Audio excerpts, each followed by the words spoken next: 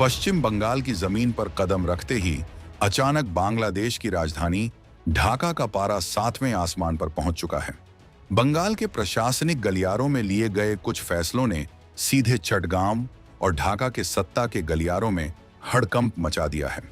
बंगाल की कमान संभालते ही नए मुख्यमंत्री शुभेंदु अधिकारी ने जिस आक्रामक अंदाज में काम शुरू किया है, उसने सीमाओं के आर पार की पूरी गणित को पलट कर रख दिया है।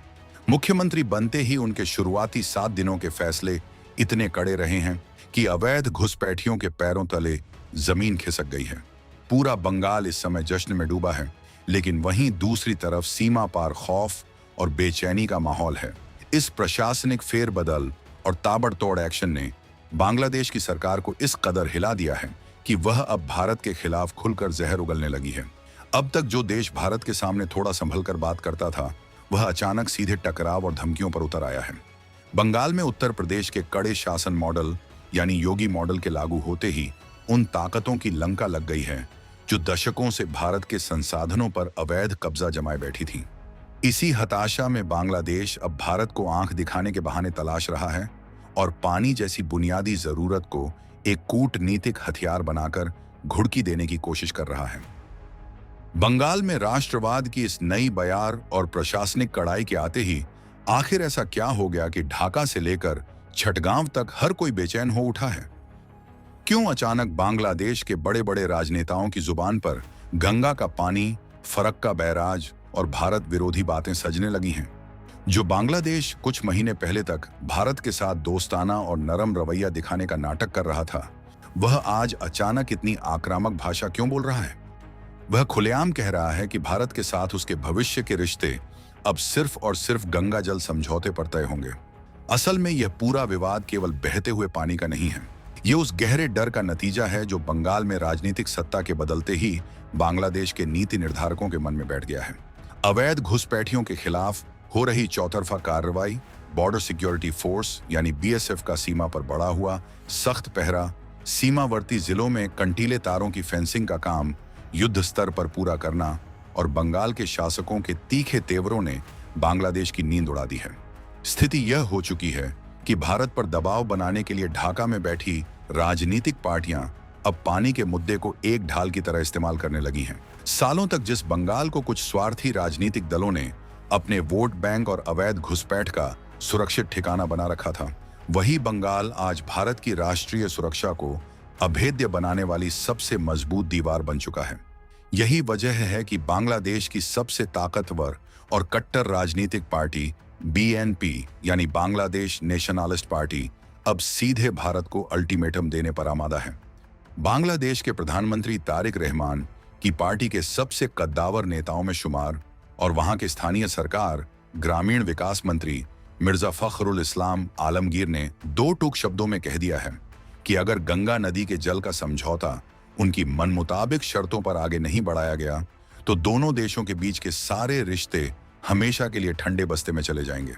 जरा ठंडे दिमाग से सोचिए, जिस भारत ने साल 1971 में अपने सैनिकों का खून बहाकर बांग्लादेश को एक स्वतंत्र देश के रूप में पहचान दिलाई, जिसने हर मुश्किल घड़ी में चाहे चक्रवात हो या आर्थिक तंगी हमेशा बड़े भाई की तरह मदद का हाथ बढ़ाया, आज उसी भारत को गीदड़-भकियां दी जा रही हैं। भारत बांग्लादेश को जरूरत की बिजली से लेकर हर रोज के व्यापार तक में भारी छूट देता आया है, लेकिन इसके बदले में आज भारत को ही पानी के नाम पर ब्लैकमेल करने की नाकाम कोशिश की जा रही है। बांग्लादेश को सबसे बड़ा डर इस बात का सता रहा है कि नई दिल्ली और कोलकाता अब पुराने ढर्रे पर चलने वाले नहीं हैं। बंगाल की नई सरकार ने साफ कर दिया है कि राज्य के हर एक जिले में अवैध नागरिकों की पहचान की जाएगी, उनका राशन कार्ड और वोटर आईडी खंगाला जाएगा और देश विरोधी तत्वों के पूरे नेटवर्क को नेस्तनाबूद कर दिया जाएगा।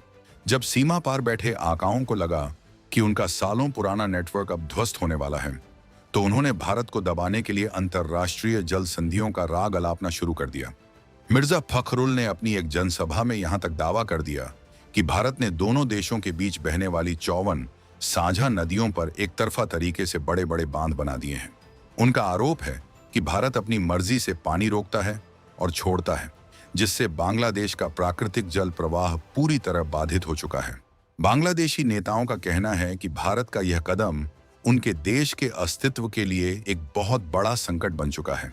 वे पूरी दुनिया के सामने यह रोना रो रहे हैं कि अगर भारत ने उनकी शर्तें नहीं मानी तो बांग्लादेश का एक बहुत बड़ा हिस्सा पूरी तरह से सूखे और बंजर मरुस्थल में तब्दील हो जाएगा।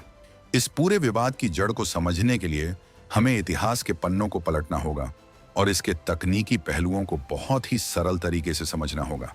भारत और बांग्लादेश के बीच गंगा नदी के पानी के सही और उचित बंटवारे को लेकर 12 दिसंबर 1996 को एक बेहद महत्वपूर्ण समझौता हुआ था। इस समझौते की कुल अवधि 30 साल तय की गई थी। इसका सीधा मतलब यह हुआ कि ठीक इसी साल यानी 2026 में इस ऐतिहासिक संधि की मियाद पूरी तरह खत्म हो रही है। इस संधि के तहत ही पश्चिम बंगाल में बने फरक्का बैराज पर दोनों देशों के बीच पानी का हिस्सा तय किया गया था। अब बात करते हैं फरक्का बैराज की। भारत सरकार ने साल 1975 में पश्चिम बंगाल के मुर्शिदाबाद जिले में इस विशाल बैराज का निर्माण करवाया था। इस बैराज को बनाने के पीछे भारत का मुख्य उद्देश्य यह था कि हुगली नदी में पानी के कम होते बहाव को सुधारा जा सके, ताकि कोलकाता बंदरगाह को भारी मात्रा में जमा होने वाली गाद यानी सिल्ट से बचाया जा सके। जब नदी में गाद जमा हो जाती है तो बड़े बड़े जहाजों का आना जाना पूरी तरह बंद हो जाता है। कोलकाता पोर्ट को जिंदा रखने के लिए भारत ने गंगा का कुछ पानी हुगली नदी की तरफ मोड़ना शुरू किया। लेकिन बांग्लादेश, जो नदी के निचले बहाव वाले क्षेत्र में स्थित है और जहां गंगा नदी को पद्मा के नाम से पुकारा जाता है, हमेशा से इस पर आपत्ति जताता रहा है। बांग्लादेश का आरोप है कि जब सर्दियों और गर्मियों के सूखे महीने आते हैं तो फरक्का बैराज के कारण उनके हिस्से में पानी बहुत कम पहुंचता है। इससे उनके यहाँ खेती किसानी ठप हो जाती है, मछलियां मर जाती हैं और सुंदरवन के जंगलों में खारे पानी की मात्रा बढ़ने से पर्यावरण को भारी नुकसान पहुंचता है। इसी खींचतान को खत्म करने के लिए साल 1996 में 30 साल लंबा यह समझौता किया गया था। इस संधि के भीतर पानी बांटने के जो नियम बनाए गए हैं वे बहुत ही कड़े और स्पष्ट हैं। हर साल 1 जनवरी से लेकर 31 मई के बीच जब नदियों में पानी का स्तर स्वाभाविक रूप से कम होता है, तब पानी का बंटवारा 10-10 दिनों के चक्र में किया जाता है। इस बंटवारे का पूरा हिसाब किताब क्यूसेक यानी क्यूबिक फीट प्रति सेकंड के पैमाने पर मापा जाता है। पहला नियम, यदि फरक्का बैराज पर गंगा नदी में कुल पानी का प्रवाह 70,000 क्यूसेक या उससे कम होता है तो दोनों देशों को बिना किसी बहस के आधा आधा यानी 50-50% पानी सौंप दिया जाता है।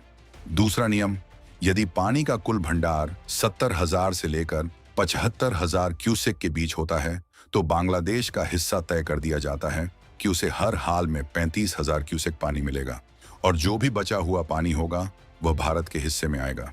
तीसरा नियम, यदि नदी में पानी का बहाव बहुत अच्छा हो और वह 75,000 क्यूसेक से ऊपर चला जाए तो भारत अपने पास न्यूनतम 40,000 क्यूसेक पानी रखता है और बाकी का सारा पानी बांग्लादेश की तरफ छोड़ दिया जाता है। इस पूरी व्यवस्था की रोजाना निगरानी करने के लिए दोनों देशों के इंजीनियरों और अधिकारियों को मिलाकर एक संयुक्त समिति बनाई गई है। लेकिन इस संधि में एक बहुत ही महत्वपूर्ण आपातकालीन क्लॉज भी जोड़ा गया है। वह क्लॉज ये है कि यदि किसी भी 10 दिनों के चक्र में गंगा का कुल जल प्रवाह 50,000 क्यूसेक से भी नीचे गिर जाता है तो दोनों देशों की सरकारों को तुरंत एक इमरजेंसी मीटिंग बुलानी होगी ताकि पानी के संकट से मिलकर निपटा जा सके।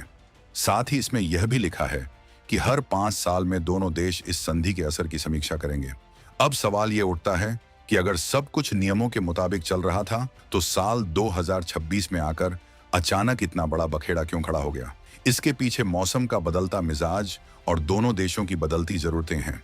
पिछले 30 सालों में ग्लोबल वार्मिंग और पर्यावरण में आए भारी बदलावों के कारण हिमालय से निकलने वाली नदियों का जलस्तर गर्मियों में बहुत ज्यादा घट जाता है। पुरानी संधि का जो फॉर्मूला 1996 में तय किया गया था वह आज के समय की जमीनी हकीकत से बिल्कुल मेल नहीं खाता। आज के समय में बांग्लादेश चाहता है कि नए समझौते में उसे पानी की और भी ज्यादा गारंटी दी जाए। वह चाहता है कि चाहे नदी सूखी ही क्यों न हो, उसके हिस्से का पानी कम नहीं होना चाहिए। लेकिन बांग्लादेश यह भूल रहा है कि भारत के भीतर भी हालात बदले हैं। उत्तर प्रदेश, बिहार और खुद पश्चिम बंगाल में आबादी तेजी से बढ़ी है। इन राज्यों में किसानों की सिंचाई योजनाओं, शहरों में पीने के पानी की किल्लत और बिजली पैदा करने वाले थर्मल पावर प्लांटों के लिए पानी की मांग पहले के मुकाबले कई गुना बढ़ चुकी है। भारत अपने नागरिकों के हिस्से का पानी काटकर किसी ऐसे देश को कैसे दे सकता है जो पीठ पीछे भारत के खिलाफ साजिशें रचता हो। यही कारण है कि इस नए समझौते पर किसी आम सहमति तक पहुंचना इस बार नामुमकिन सा नजर आ रहा है। गंगा जल विवाद के साथ साथ बांग्लादेश की कट्टरपंथी ताकतें और जमात-ए-इस्लामी जैसी पार्टियां अब एक और नया मोर्चा खोलने की तैयारी में हैं। बांग्लादेश के रंगपुर इलाके में जमात-ए-इस्लामी के प्रमुख शफीकुर रहमान ने एक बहुत बड़ी जनसभा करके भारत को सीधे चुनौती दी है। वे अब तीस्ता मास्टर प्लान और जागो बाहे तीस्ता बचाओ जैसे भड़काऊ नारे बुलंद कर रहे हैं। तीस्ता नदी भी भारत के सिक्किम और बंगाल से होते हुए बांग्लादेश में प्रवेश करती है, लेकिन शायद ढाका में बैठे हुक्मरान ये बात अच्छी तरह से भूल चुके हैं कि भारत अपनी संप्रभुता और राष्ट्रीय सुरक्षा से रत्ती भर भी समझौता नहीं करने वाला। आज का भारत किसी भी अंतर्राष्ट्रीय मुद्दे को सिर्फ खोखली भावनाओं या पुरानी दोस्ती के चश्मे से नहीं देखता, बल्कि वह सीधे रणनीतिक नफा नुकसान का आकलन करता है। बंगाल की सीमाओं पर अब ढिलाई का दौर खत्म हो चुका है। बीएसएफ के जवानों को खुली छूट दे दी गई है कि वे सीमा पार से होने वाली किसी भी अवैध गतिविधि को कड़ाई से रोकें।